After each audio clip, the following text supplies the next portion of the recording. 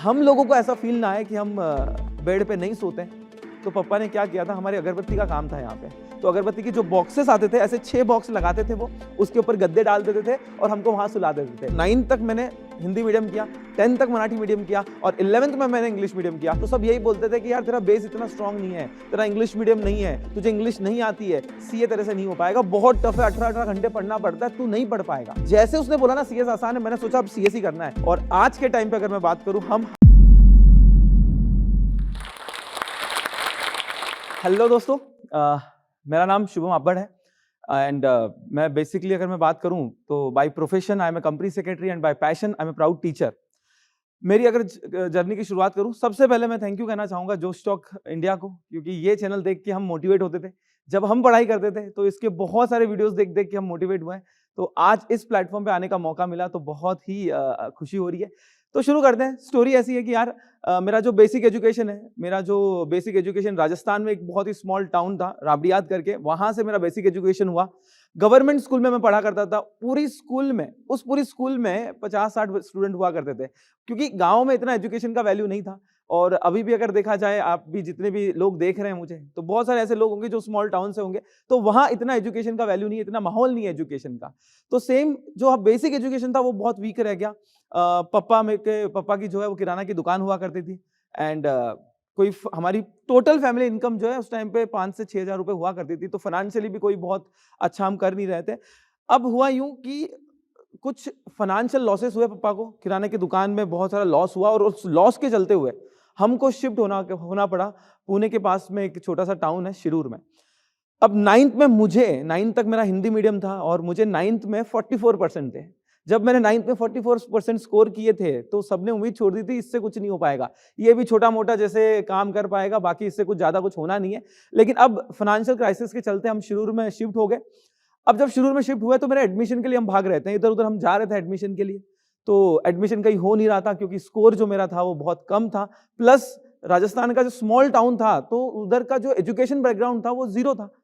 तो English medium वाले तो एंट्री दे ही नहीं रहते कि भाई आपका तो एडमिशन होगा नहीं, अगर करना है तो 2 साल 1 साल वेट करो पहले। तो अब करें क्या, उसके चलते से फिर मैंने मराठी मीडियम में एडमिशन ले लिया। तो 10th में मैंने मराठी मीडियम लिया एंड आप समझ सकते हो, जितने भी स्टूडेंट्स देख रहे हैं मुझे, वो सब समझ सकते हैं कि हिंदी मीडियम से स्विच करना, वो भी मराठी मीडियम में, तो बहुत डिफिकल्ट हुआ करता था। बट यस, देखो यार, अगर जिद है हमें करने की तो हम डेफिनेटली उस चीज को अचीव कर सकते हैं। तो 10th में मेरा मराठी मीडियम था। एक छोटा सा किस्सा आपको बताऊंगा मैं।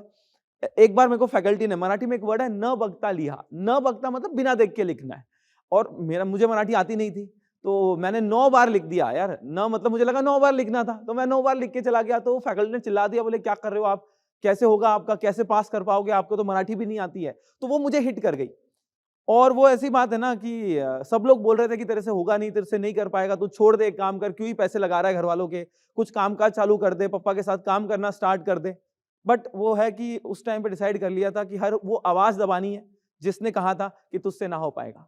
तो मैंने डिसाइड किया कि नहीं, मैं बहुत मेहनत करूंगा। ऐसी कोई चीज नहीं है जो आप अचीव नहीं कर सकते हो, अगर आप में जिद है, आप में जोश है, आप में जज्बा है। तो मैंने डिसाइड किया कि नहीं, मैं मराठी सीखूंगा। और with in a period of 6 month, 6 महीने के अंदर अंदर मैंने मराठी के अंदर कमांड ले ली और मैं मराठी लिखने भी लगा, मराठी बोलने भी लगा और मराठी समझने भी लगा।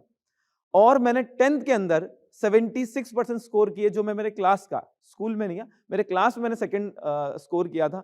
तो सब लोग शॉक थे कि यार इसको इतने परसेंटेज कैसे आ गए। अभी भी सब लोग सोच रहे थे कि यार या तो शायद इसने चीटिंग करी होगी, क्योंकि वो स्कूल भी ऐसी थी जहाँ पे चीटिंग वीटिंग बहुत होती थी।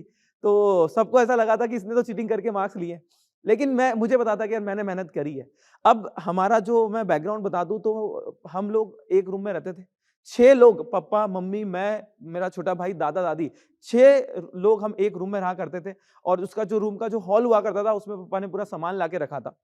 तो फाइनेंशियली थोड़ा सा प्रॉब्लम था। मैं उसको ये नहीं कहूंगा कि यार हर किसी बंदे के है ना लाइफ में कुछ ना कुछ चैलेंजेस होते हैं, तो इसको वो बार बार ये बोलने से ना वो चैलेंजेस खत्म नहीं होने, बट उसके ऊपर अगर आप काम करोगे ना तो वो चैलेंजेस 100% कम हो सकते हैं।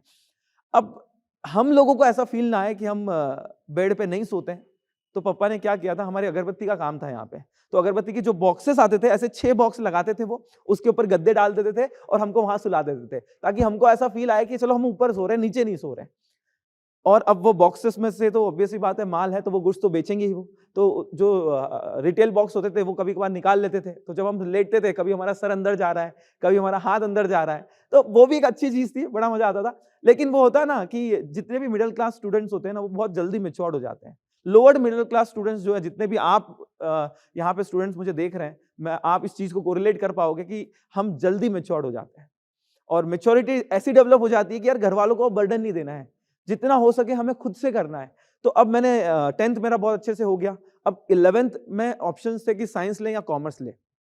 मुझे एक चीज समझ में आ गई थी कि हमारे पास इतना पैसा नहीं है कि हम साइंस ले पाए। साइंस अगर लेना 10-15 लाख रुपए चाहिए, और इतना पैसा तो मेरे पापा ने जिंदगी भर में भी नहीं कमाया था, तो मैं कैसे उनको इन्वेस्ट करवा सकता हूँ, कैसे उनको फाइनेंशियली बर्डन करवा सकता हूँ। तो मैंने डिसाइड किया नहीं यार, कॉमर्स ही लेना है, और मैंने कॉमर्स का 11-12 स्टार्ट कर दिया। लेकिन 11-12 मैंने इंग्लिश मीडियम से लिया। देख रहे हो, 9 तक मैंने हिंदी मीडियम किया, 10 तक मराठी मीडियम किया, और 11th में मैंने इंग्लिश मीडियम किया। तो जितने भी लोग देख रहे हैं जिनको लगता है कि लैंग्वेज प्रॉब्लम है, मैं कहना चाहता हूं दोस्तों, लैंग्वेज प्रॉब्लम नहीं है। अगर आप उस पर काम करोगे, अगर आप उस पर मेहनत करोगे, तो आप उसको ओवरकम कर सकते हो। लेकिन करियर को कोई डायरेक्शन नहीं था, क्या किया जाए क्या नहीं किया जाए पता नहीं था इतना। किसी ने तो बोला था कि सीए कर ले, तो मैंने सोचा चलो सीए कर लेते हैं। लेकिन जब 11-12 किया, जब मैं पूछता था लोगों से यार मैंने सीएस करने का सोचा है, ये कैसा रहेगा, तो सब यही बोलते थे कि यार तेरा बेस इतना स्ट्रांग नहीं है, तेरा इंग्लिश मीडियम नहीं है, तुझे इंग्लिश नहीं आती है, सीए तेरे से नहीं हो पाएगा, बहुत टफ है, 18-18 घंटे पढ़ना पड़ता है, तू नहीं पढ़ पाएगा। तो मैंने सीए का प्लान ड्रॉप कर दिया। लेकिन मेरी मम्मी ने कहा था कि यार पढ़ाई तो करना है, तू भले आगे तुझे काम करना है, बिजनेस करना है, पापा के साथ काम करना, कुछ जो करना है वो करना, लेकिन पढ़ाई तुझे आगे करनी है। और उन्होंने मुझे पुणे भेज दिया। हम अफोर्ड नहीं कर सकते थे पुणे रहना, लेकिन पेरेंट्स ने वो अफोर्ड किया। तो एक चीज मैं आप सबसे कहना चाहूंगा कि अपने जिंदगी में 2 लोग हमारे लिए ना जितना करते हैं ना, दैट इज पापा एंड मम्मी, वो आप इस दुनिया में आपके लिए कोई नहीं कर सकता। तो उन्होंने मुझे पुणे भेजा। पुणे में हॉस्टल में था, तो हॉस्टल में जब मैंने बात हो रही थी दोस्तों से ही, तो मैंने बोला यार सीए बहुत टफ है, इसलिए सीए नहीं कर रहा हूं। तो एक फ्रेंड ने बोला अच्छा एक काम कर, सीएस कर ले, वो थोड़ा आसान है। जैसे उसने बोला ना सीएस आसान है, मैंने सोचा अब सीएस ही करना है। उस टाइम पे तो सीएस का फुल फॉर्म ही मुझे नहीं पता था, सीएस क्या होता है उसका फुल फॉर्म ही जेन्युइनली मुझे नहीं पता था। लेकिन मैंने बोला चलो, मैंने थोड़ा इंक्वायरी वगैरह निकाली और सीएस स्टार्ट किया। अब सीएस की जर्नी की शुरुआत हुई मेरी। यहाँ पुणे मुझे 5,000 रुपीज पर मंथ मिलते थे, 5,000 रुपए मुझे मिलते थे, जिसमें हॉस्टल, मेस का खाना, ट्रैवलिंग सब कुछ मुझे करना था। अब वो 5,000 रुपए में 3,000 रुपए तो हॉस्टल के चले जाते थे, बचते थे 2,000 रुपए। अब उस 2,000 रुपए में मेस मैंने एक ही टाइम लगाई थी, और मेस एक टाइम लगाने का रीजन ये था कि अगले महीने पापा से थोड़े पैसे कम डिमांड करूं, ताकि उनको फाइनेंशियल बर्डन मैं ना दूं। क्योंकि ये चीज बहुत क्लियर थी, जितना मैं उनको फाइनेंशियल बर्डन दूंगा वो और उतना फाइनेंशियली लॉस में जाते रहेंगे। जो पैसा इधर उधर से उठाया हुआ था, तो मैंने डिसाइड किया कि मैं एक ही टाइम खाना खाऊंगा, दूसरे टाइम पे मैं कुछ ना कुछ जुगाड़ करके दूध वगैरह पी लूंगा और पैसा सेव करूंगा। इनफैक्ट मैं बताऊं आपको, संडे को मेस बंद होती है, तो मैं संडे को ये करता था कि सैटरडे को लेट नाइट तक जगता था, ताकि संडे के सुबह का ब्रेकफास्ट स्किप हो जाए। फिर मैं जो लंच है ना, लंच करता था 3 बजे, ताकि डिनर में स्किप कर दूं, और डिनर में मैं एक ग्लास दूध पीकर रह जाता था, ताकि संडे में मेरा 50 रुपए में काम हो जाए, जस्ट टू सेव मनी, ताकि फाइनेंशियल बर्डन मैं ना दूं। अब सीएस की जर्नी शुरू हुई, सीएस का फाउंडेशन दिया, क्लियर हो गया। दूसरा स्टेज सीएस का एग्जीक्यूटिव दिया, वो भी फर्स्ट अटेम्प्ट में क्लियर हो गया। किसी को भरोसा नहीं हो रहा था, क्योंकि मैं बहुत शाई था, कॉन्फिडेंस नहीं था, छोटे से गांव से आया था, सब लोग इंग्लिश में बात करते थे, मुझे उतना आता नहीं था।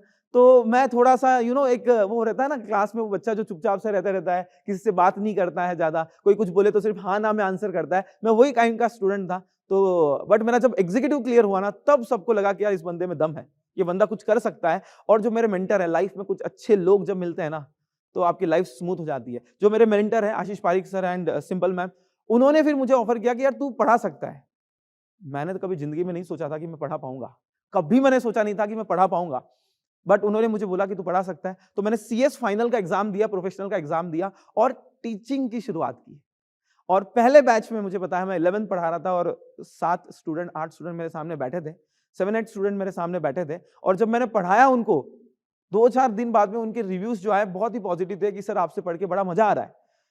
तो मैंने सोचा कि यार टीचिंग में कुछ कर सकते हैं। अब एक दिन की बात है, आशीष सर जो मेरे मेंटर है वो बैठे थे, वो अकाउंट्स पढ़ाते थे, तो उनकी तबियत डाउन थी। उन्होंने मुझे ऐसे ही बोला कि यार तू जाके पढ़ा लेगा क्या, सीएस को तू जाके पढ़ा लेगा क्या। मेरा सीएस हुआ नहीं था, सिर्फ प्रोफेशनल में था मैं। मैंने बोला सर पढ़ा लूंगा। तो मैं पढ़ता भी था और पढ़ाता भी था। मैं 7-8 आवर्स खुद पढ़ता था और 3-4 आवर्स के मैं लेक्चर्स लेता था। अच्छा, जब मैं लेक्चर्स ले रहा हूँ ना, बैकग्राउंड में बहुत मेहनत लगती थी, है ना। टीचर बनना इतना आसान नहीं है, बहुत पेशेंस भी चाहिए और बहुत मेहनत भी चाहिए, क्योंकि आपको है ना पूरी स्टोरी बनानी पड़ती है। सामने जो बंदा बैठा है is a blank piece of paper, उसके ऊपर पूरा छापना भी है।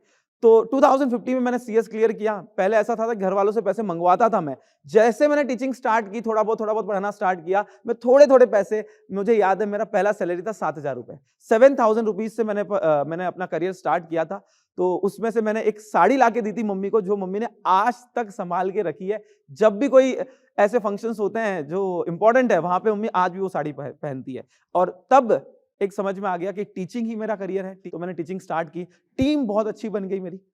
बहुत अच्छे लोग हमसे जुड़े, जैसे शुभम मोदी सर जो मेरे कलीग हैं, वो ज्वाइन किए। स्वामिल मंगलानी सर जो हमारे कलीग हैं, पवन शर्मा सर, उन्होंने सबने ज्वाइन किया। और हमने डिसाइड किया कि हम एजुकेशन को जितना अफोर्डेबल बना सके, जितना हम फ्री बना सके, जितना हमसे बन सके, हम लोगों का करियर बना सके, उतना हमने कोशिश की। और आज के टाइम पे अगर मैं बात करूं, हम हर साल एवरी ईयर सीएस में 10,000 to 15,000 स्टूडेंट को फ्री ऑफ कॉस्ट एजुकेशन दे रहे हैं। आज हमारे चैनल पे सबसे ज्यादा, यूनिक अकेडमी फॉर कॉमर्स इस चैनल पे, इस यूट्यूब चैनल पे सबसे ज्यादा वीडियो अपलोडेड है, सबसे ज्यादा वॉच टाइम है, क्योंकि हमारा फ्री कंटेंट इतना पॉपुलर हुआ। कोविड का टाइम था एंड उस टाइम पे हम लोगों ने सारे लेक्चर्स हमारे यूट्यूब पे अपलोड कर दिए। तो इतना अच्छा रिस्पॉन्स मिला हम लोगों को, इतना प्यार मिला। आज भी ऐसा होता है ना कि पैसा, नो डाउट हम पैसा कमा रहे हैं, है ना, मनी इज द मोटिवेशन, पैसा सबसे बड़ा मोटिवेशन है। लेकिन एक टीचर के लिए सबसे बड़ा मोटिवेशन ये होता है कि जब वो लेट से सुबह उठा और किसी स्टूडेंट का मैसेज आता है, सर आपने जो कल लेक्चर लिया ना, मजा आ गया, तो वो मोटिवेशन मतलब हमें हमेशा मिलते रहा है। हमेशा इतना प्यार हम लोग को स्टूडेंट से मिला है। तो एक ही टारगेट रहता है कि क्या बेस्ट हम लोग कर पाए। नहीं तो एक ऐसे गांव से बंदा आया हुआ, एक ऐसे छोटे टाउन से बंदा आया हुआ जिसको बोलने का ढंग नहीं था, जिसको रहने का ढंग नहीं था, कैसे लोगों से कम्युनिकेशन करना उसका बिल्कुल ढंग नहीं था। आज वो बंदा 70,000 से ज्यादा स्टूडेंट को पढ़ा चुका है, online as well as offline. और अब हमारा एक ही मोटो है, कि हम पूरे देश में क्वालिटी एजुकेशन प्रोवाइड कर सके, वो भी बहुत ही अफोर्डेबल प्राइस पे। बस 2 लाइन के साथ मैं एंड करना चाहूंगा कि निगाहों में मंजिल थी, गिरा और गिरकर संभलते रहे। हवाओं ने बहुत कोशिश की, लेकिन चिराग आंधियों में भी जलती रहे। Thank you so much. अगर आप इस टॉक के एंड तक पहुंच चुके हैं तो मैं आपको जोश टॉक्स का एक दूसरा रूप भी दिखाना चाहता हूं, जिससे मैं काफ़ी देर से जुड़ा हुआ हूं और मुझे बहुत बहुत ज़्यादा पसंद है कि वो क्या कर रहे हैं। जोश टॉक्स ने एक नया ऐप लॉन्च किया है जिसका नाम है जोश स्किल्स। अब वो नया नहीं रहा, काफ़ी टाइम से है, लाखों लोग उसको अब यूज़ करते हैं। और जोश स्किल्स पे आप अपनी ज़िंदगी के लिए कोर्सेज ढूंढ सकते हैं।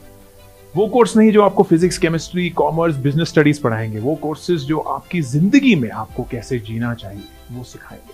मैंने खुद जो स्किल्स पे बहुत सारे कोर्सेज बनाए हैं, पब्लिक स्पीकिंग पे, इमोशनल क्राइसिस कैसे हैंडल किया जाए, अपनी पर्सनालिटी कैसे डेवलप की जाए। हर एक कोर्स में डेली क्विजेज हैं, एक्सरसाइजेज हैं, एक बहुत ही खूबसूरत कम्युनिटी है जो आपको सपोर्ट करेगी, आपको इनकरेज करेगी।